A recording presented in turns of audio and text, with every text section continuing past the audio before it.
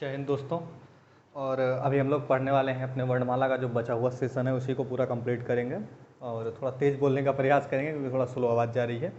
तो आज से थोड़ा तेज़ बोलेंगे, जितना भी प्रयास हो सकेगा तेज़ ही बोलेंगे, स्लो नहीं बोलेंगे। ये फार्मूला लिखा है, पूरा संस्कृत का है और नॉर्मली इसको मैं अभी आपको तोड़ के दिखा दूंगा। इतना मात्र याद हो जाए तो कौन सी मुख की उच्चारण स्थिति के अनुसार से, चाहे स्वर, चाहे व्यंजन, चाहे अंत्यस्थ या कुछ भी आ जाए, स्वर की मुख की उच्चारण की स्थिति से, जो होता नहीं है कि मूर्धा है, कंठ है, तालु है, यानी कंठ है, तालु है या मूर्धन्य है या फिर ओष्ठ है और या फिर आपका जो है दंत है, क्या है, इस चीज़ को आप कहीं भी बता पाएंगे, चाहे वो स्वर हो, चाहे व्यंजन हो और या अंत्यस्थ हो यानी यारा लावा की बात हो या तीनों ऊष्म की बात हो, किसी की भी बात हो, जहाँ से जो उच्चारण होगा वो वहीं से उसका काम हो जाएगा तमाम। ठीक है, कुछ नहीं बचेगा। इस फॉर्मूले को तोड़ रहे हैं, ठीक, खाली देखना है आपको।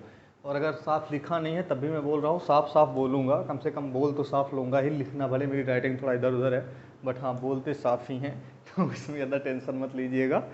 बाकी देखिए सीखना है तो बहुत सारा तरीका है, नहीं तो भाई बहाना तो बहुत कुछ है। ठीक, चलिए करते हैं हम लोग। अभी अपना ही है, सब धीरे धीरे कर लेंगे, कोई दिक्कत नहीं है, डोंट वरी।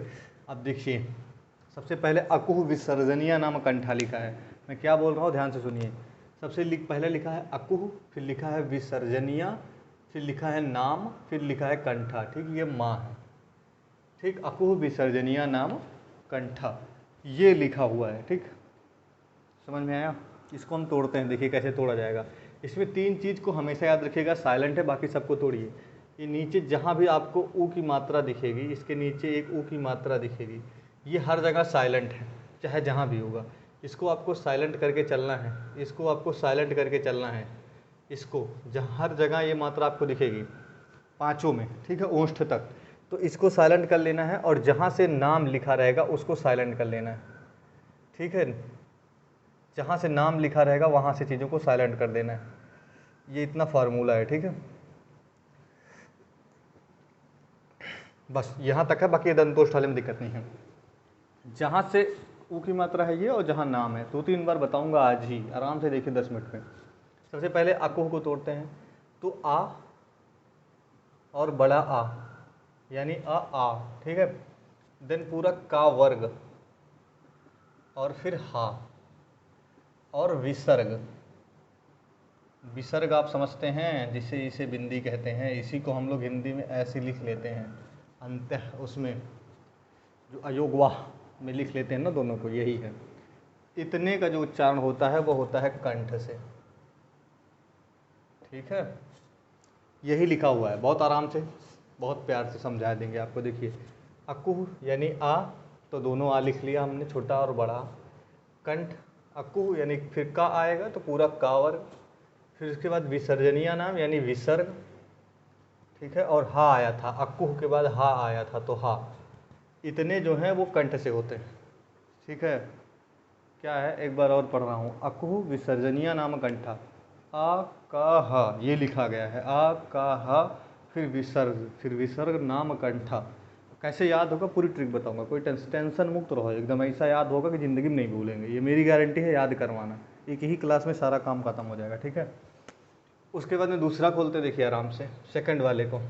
सेकंड वाले पे लिखा है ईचू यसा नाम तालु, ईचू यसा नाम तालु। ठीक है, 2-3 बार रटेंगे, मैंने खुद 3-4 बार पढ़ा तो आ गया। देखिए, ई है, फिर बड़ी ई है, फिर चा है यानी पूरा चावर, ईचू यसा नाम, फिर या है और सा है, ईचू यसा नाम, फिर तालु, पूरा तालु। ये इतना जो है तालु है। कौन कौन से तालु हैं, छोटी, बड़ी, चावर्ग, या और सा, फिर ये सब तालु है। देखिए, एक ही फार्मूला लिखा है कि ईचू यसा नाम तालु, आपके सामने कर दिया मैंने। ठीक, अभी इसको याद करना और आसान बता दूंगा, इतना आसान कि ज़िंदगी में भूलेंगे ही नहीं, लेकिन ये फार्मूला अगर याद हो जाएगा तब भी नहीं भूलेंगे। ठीक है, अब देखिए, रीटू रसानाम दंता, री लिखा है। ठीक है, रीटू यानी, अब सबसे पहले हम बोले हैं वो की मात्रा से ज़्यादा दिमाग लगाना नहीं है, तो री को लीजिए, री हो, टा वर्ग हो, ठीक है, उसके बाद में रा हो या खष्टी वाला सा हो। इतना जो होते हैं वो होते हैं मूर्धन्य। यानी मूर्धा। ठीक है, क्या बोल रहे हैं कि री हो, टा वर्ग हो, रा हो या सा हो, ये होगा मूर्धन्य। आप सामने लिखा हुआ है रीटू रसानाम मूर्धा। ठीक है, अब आगे बढ़ते हैं। ली, संस्कृत में एक ये भी स्वर होता है ली। आपको मैंने जब पढ़ा रहे थे तो ये बताया है, ध्यान से देखेंगे तो आपको पता चलेगा। संस्कृत में 13 स्वर होते हैं, उसमें से एक ली भी होता है और एक बड़ी री होता है। ठीक है, तो ली, आपको इसको हिंदी में तो पढ़ना नहीं है, कभी आ जाएगा तो बता देना। ली, उसके बाद टा वर्ग, ठीक है, ता वर्ग, फिर लसा नाम यानी ला, और फिर खष्टी सा के बाद छोटा सा लसा नाम दंता। अब ये दंत है। ठीक है, और ऊ जो है, ऊ और पा वर्ग, दूसरा खोल रहे देखिए, ऊ बड़ा ऊ और पा वर्ग, पा वर्ग। ठीक है, पूरा पा वर्ग, ये इतना क्या है, उपु उपाधिमानी नाम। वो पा वर्ग और उपाधिमानी, उपाधिमानी जानते हो क्या होता है, जो ऐसे ऊपर लगता है। ठीक है, वही उपाधिमानी होता है, वही हम आपको बताए भी हैं ये भी। तो उपु ऊ दोनों, उसके बाद पा वर्ग, उसके बाद उपाधिमान, ये होता है ओष्ठ। ठीक है, इसको लिख लीजिए ओष्ठ। उसके बाद में सब तो हो गया, आप कुछ बचा ही नहीं। अब वकारो दंत ओष्ठा, वा का याद रख लीजिएगा कि ये दंत ओष्ठ होता है। ठीक है, दंत प्लस ओष्ठ, वा का। ठीक, अब कुछ लोगों को इसमें दिक्कत होती है, इतना चुज्जी सी चीज़ है कि एकदम देखेंगे तो तुरंत हमेशा सही कर लेंगे। देखिए, ए हमेशा कैसे बनता है, आपको मैंने ए बनाना सिखाया है। आ प्लस ई बराबर होता है ए, और आ किस में आता है, आ आता है किस में, कंठ में। तो आ के लिए पहले कंठ, और ई आता है किस में, तालु में, तो ई के लिए तालु। तो ये क्या होता है, इसी को लिखा जाता है कंठ तालव्य। ठीक है, कभी भूलेगा ही नहीं। ठीक है, करना सीखिए, आराम से आ जाएगा, कोई रटने की तरह प्रेशर नहीं डालना, आराम से करके देख लीजिए। ठीक है, ऐसे ओ को हम कैसे बनाते हैं, ओ बनता है आ प्लस ऊ से, आ धन ऊ बराबर ओ, और आ आता है आपको पता है कंठ में, तो आ आता है कंठ में, आप जानते ही हैं। और ऊ कहाँ से आता है, देखिए ऊ आता है किस में, ओठ में, ओष्ठ में। तो ये क्या होता है, दोनों जुड़ेगा, कंठ और ओष्ठ जुड़ के ये हो जाता है कंठोष्ठ। कोई दिक्कत, खुल के पूरा समझा दिए, आपको कोई समस्या इसमें आनी नहीं चाहिए, और अगर दिक्कत आ रही है तो बताइएगा। ठीक है, समझ में आ रहा होगा, दिख रहा है पूरा साफ साफ। बहुत सारा लिख दिया गया है तो बहुत ज़्यादा राइटिंग तो टॉप क्लास की है ही है, तो वो तो दिख ही रही है, लेकिन जो भी है उसमें मैं आपको समझा रहा हूँ। ठीक है, फिर से समझा रहा है। देखिए, शाम एकदम नॉर्मल लिखिएगा, नहीं लिखने समझ में आता बताइएगा, मैं प्रिंट करके दे दूंगा, कहीं ना कहीं से लिख लूँगा। लिखा है अकुह विसर्जनिया नाम कंठा, यानी आ लिखा है, का लिखा है, हा लिखा है, विसर्ज लिखा है, नीचे बड़ा ऊ की मात्रा रहती है, छोटा ऊ दिख रहा है लेकिन बड़ा ऊ होती है। तो अकुह विसर्जनिया नाम कंठा, यानी दोनों आ, का वर्ग, हा और विसर्ग, ये क्या होते हैं, कंठ होते हैं। बहुत कम जगह आपको इतना साफ साफ विस्तृत लिखा मिलेगा, इतना समझ के चलिए आप। उसके बाद में इचु यसा नाम तालु, यानी ई चा वर्ग या और सा, ई दोनों चा वर्ग, उसके बाद या और सा, ये होते हैं तालु। ठीक है, उसके बाद आता है रीटू रसा नाम मूर्धा, तो री टा वर्ग, रा वर्ग और सा खष्टी सा, ये क्या होता है, मूर्धा होता है। और लरी टू लसा नाम दंता, तो लरी है, ता वर्ग है, ला है और सा है। ठीक है, ये क्या है, दंत हैं। और उप उपाधिमान, यानी ऊ बड़ा ऊ पा वर्ग, ये और उपाधिमान, ये होता है उपाधिमान। कभी कभी आ पे आपको दिखता है, इसको मैंने आपको बताया था। तो उपाधिमान जो होता है, जैसे ऐसे आ लिखा रहेगा, कभी कभी डॉक्टर ऐसे लिखा है ना, तो ऐसे लिखा रहता है, डॉक्टर में ऐसे ऊपर लिखा रहता है, ये उपाधिमान है। ठीक है, इसका होता है ओष्ठ। ठीक है, तो बस ऐसे बता दे रहा हूँ, उपाधिमान तक ओष्ठ होता है। देन आता है वकारो दंत ओष्ठा, इसको ऐसे डायरेक्ट याद रखिए कि वा जो होता है वो दंत ओष्ठ होता है। कहीं बहुत कुछ लिखा मिलेगा, बट संस्कृत जो कहती है यही कहती है कि वकारो दंत ओष्ठा, यानी वा जो है वो दंत ओष्ठ है। ठीक है, ए को तोड़ के दिखा दिए कि आ प्लस ई से बनता है, तो आ हमको पता है कंठ है, और ई बचा है तालु है, तो ये क्या हो जाएगा, कंठ तालव्य। ये लिख दे रहा हूँ इसको, कंठ तालव, लिखा तो है नीचे यार, कंठ तालव, ये कंठ तालव है और ये कंठोष्ठ है, आ और ऊ से मिला है तो कंठोष्ठ है। ये एक बेसिक फार्मूला अगर आपको याद है तो इतना सारा आप निकाल पाएंगे। जैसे विसर्ग आ गया, हा आ गया, तो ये सब आप निकाल पाएंगे। हा का विसर्ग का निकाल पाना थोड़ा मुश्किल है, याद करना पड़ता है, तो ये सब आपको मिल जाएगा।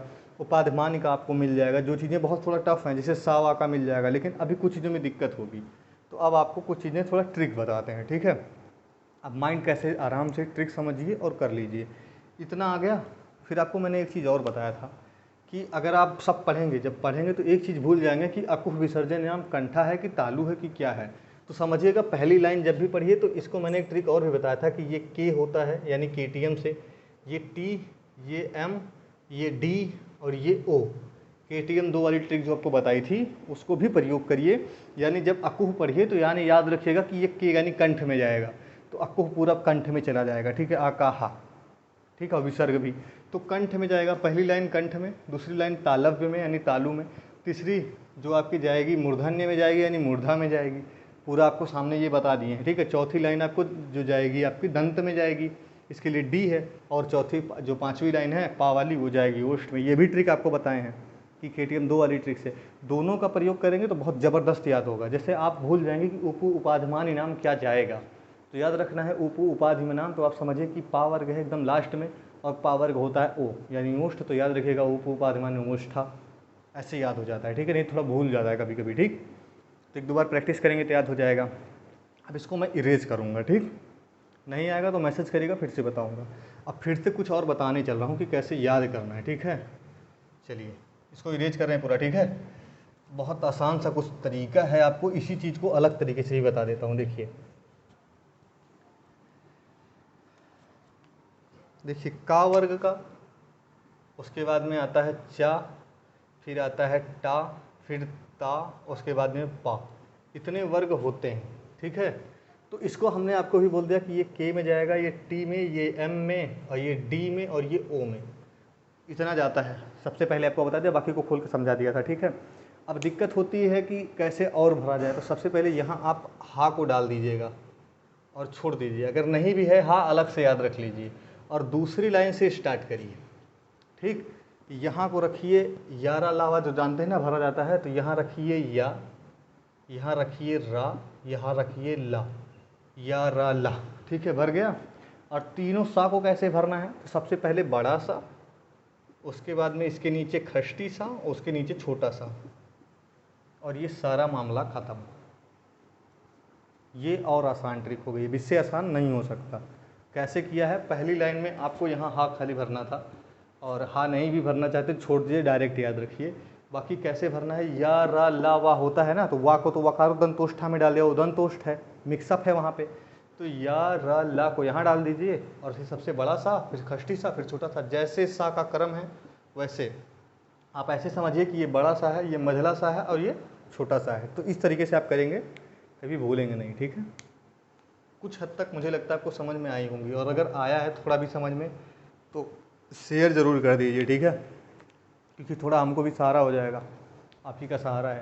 तो इस चीज़ देख ही रहे हैं कैसे क्या हो रहा है। जितना था मेरे पास मैंने बता दिया, ठीक।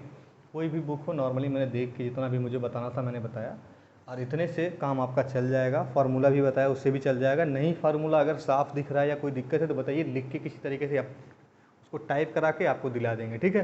कैसे भी प्रोवाइड कराएंगे, आपका हल होना बहुत ज़रूरी है। इस चीज़ को समझ लीजिएगा अच्छे से कैसे इसको लिखा गया है, ठीक है। 1-2 बार प्रैक्टिस कर लीजिएगा। सबसे नॉर्मल में इससे काम चल जाता है, केटीएम 2 से नॉर्मल में काम चल जाता है। लेकिन हाँ, जब विसर्ग आ जाएगा, ठीक है, री की कहीं बात पूछ लिया, बहुत टफ किया, या उपाधिमानी का पूछ लिया, या जो है आपका पूछ लिया विसर्ग का कहाँ जाएगा, इसका सबका जब पूछता है तो थोड़ा प्रॉब्लम होती है। और इसको भरना भी आपको बता दिए कि कैसे भरना है। पहले वाले में हाँ रहता है, उसके बाद यही 3 लाइन में इन सबको भर दो, या रा ला सा सा सा, और आपका काम कंप्लीट हो जाएगा, ठीक है। और ओ को ए वाला तो बताया ही मैंने, इसका क्या होता है, इसका आ प्लस ई होता है। और आ के लिए आपको पहले ही बोल दिया, पहली लाइन में आ आता है, पहली लाइन में तो आ आता है, ये हो गया कंठ, और ई आता है दूसरी में, ये हो जाएगा तालव्य, तो कंठ तालव्य बन जाता है। और ओ का भी बता दिया था आपको मैंने कि ये होता है आ प्लस ऊ से, तो कंठ ओष्ठ होता है, ये कंठ ओष्ठ। अब यहाँ तक आपको चीज़ें कभी दिक्कत नहीं होंगी अगर ठीक से प्रैक्टिस करेंगे और हल्का फुल्का समझ रहे हैं कि ऐसे टुल्लू टुल्लू, तो कोई दिक्कत नहीं है, समझते रहिए। आपका ही नुकसान है, मेरा कोई नुकसान नहीं होगा। बट हाँ ये है, अगर पढ़ते हैं तो आपका सिलेक्शन होगा, इस बात की गारंटी है, ठीक है। इतना कोई बहुत बड़ा टफ एग्ज़ाम होता नहीं है, ठीक है। अभी समझ लीजिए कि क्या ही हर बार बार बार बोलना चीज़ों को अच्छा भी नहीं लगता ना, लिखना अच्छा लगता है, थोड़ा दिखावटीपन लगता है। नहीं तो बोलने में मुझे कोई हर्ज नहीं है, ठीक है। बार बार बोलूँ कि ये कर दिया वो कर दिया, बिल्कुल अच्छा नहीं लगता। अगर आपके प्रकृति में नहीं है तो चीज़ें नहीं अच्छी लगेंगी, ठीक है। नेचर के विपरीत हो जाता है, इसलिए अच्छा नहीं लगता। बस समझ के चलिए, पेपर ऊपर बहुत आराम से निकलेगा, अच्छे से पढ़िए। जब हम कर सकते हैं तो आपके लिए बहुत बड़ी चीज़ नहीं है, आपके लिए बहुत कुछ है। मैं तो जब कर रहा था पहले शुरुआत में 1-2 बार मेरे लिए इंपॉर्टेंट था, उसके बाद इंपॉर्टेंस ख़त्म थी उसकी, तब भी हो गया। तो बस पढ़िए, अगर अच्छे से मजबूती से पढ़ेंगे तो हो जाएगा, कोई बहुत बड़ी चीज़ है नहीं, ठीक। बाकी देखते रहिए, कोई भी दिक्कत होगी तो बताइएगा। और यहाँ आपकी क्लास वर्णमाला की 100% फिनिश हो गई है, ठीक, कुछ बचा नहीं है अब, ठीक। बाकी चीज़ें हम अगला चैप्टर स्टार्ट करेंगे और बहुत बढ़िया पढ़ाएंगे, अब तो चैप्टर बहुत आसान होते हैं, ठीक है। बाकी देखते रहिए, धन्यवाद।